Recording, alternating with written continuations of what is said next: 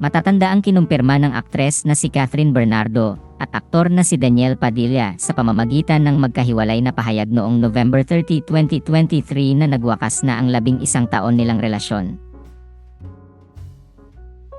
Nabaling ang sisi kay Daniel sa nangyaring hiwalayan nila ni Catherine dahil nagkaroon daw ito ng lihim na relasyon sa aktres na si Andrea Brillantes na naging mitsa para kay Catherine na makipaghiwalay kay Daniel. Bukod pa rito, ipinagdikit din ang pangalan ng aktor sa iba pang mga babae, at iyon daw ang dahilan para isipin ng mga tao na makailang beses pinagtaksilan umano ni Daniel si Catherine. Naging bisita ang nanay ni Daniel na si Carla Estrada sa programang Fast Talk with Boy Abunda nitong Miyerkules, January 29, 2025. Doon ay napag-usapan ang tungkol sa kontrobersyang kinaharap ng kanyang anak dahil sa hiwalayan nila ni Catherine. Diretsahang tinanong ni Boy Abunda si Carla kung ano ang pinakamalaking kontrobersya na pinagdaanan ng kanyang anak na muntik na siyang bumigay. Sagot ni Carla, siguro itong mga binatong mga masasakit na salita kay Daniel nitong mga nakaraang taon.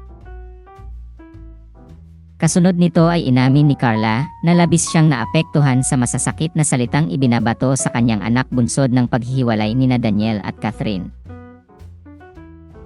Ayon pa sa kanya, dumating pa umano sa puntong gusto na raw niyang isa-isahing sagutin ang mga negatibong komento na ibinabato sa kanyang anak. Anya, I think yung paghihiwalay kasi nila, sa kanila ni Catherine yun eh. Sila naman ang nakakaalam talaga at sila naman magreresolba kung ano man yung dahilan ng paghihiwalay at doon sa nangyaring hiwalayan. Pero yung salita ng tao na halos hindi mo na makain at sobrang kabastusan kung ano man ang. Medyo yon ang hindi ko na kinakaya. Hindi ko kinakaya na parang ikamamatay ko. Hindi ko na halos kayanin na kailangan ko nang hanapin yung mga taong ganoon magsalita at isa-isahin sagutin. Dagdag pa niya, imbes na pangunahan sina Daniel at Catherine ay pikit mata raw niyang ipinaubaya sa dalawa ang sitwasyon at minabuti na ring hindi na lang pumatol at magsalita.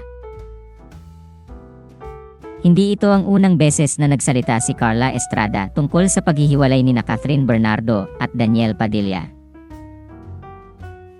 Matatanda ang ipinost ng broadcast journalist na si Bernadette Sembrano sa YouTube noong May 2024 ang kanyang vlog kung saan nakapanayam niya si Carla noong panahong iyon.